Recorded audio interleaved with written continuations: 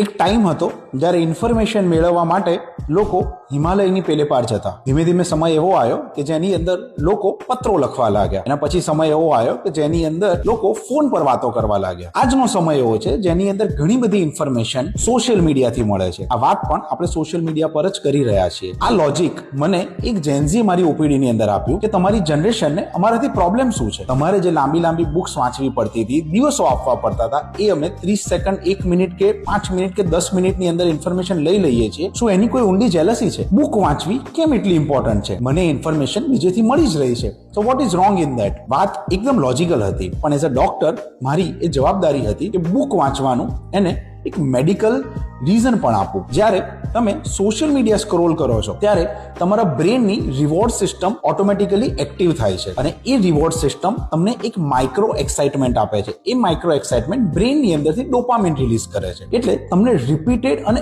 Early excitement મળે છે. એમાં ખોટું શું છે? સારું છે ને?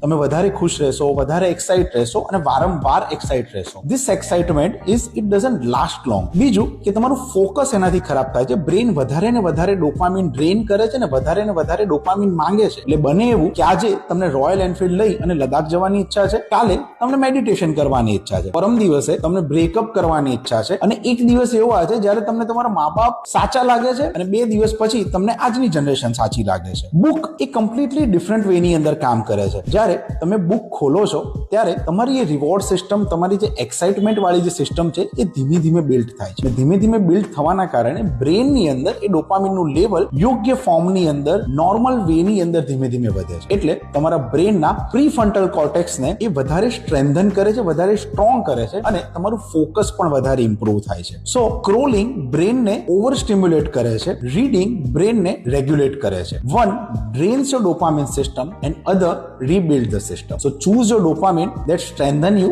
not the one that burns you.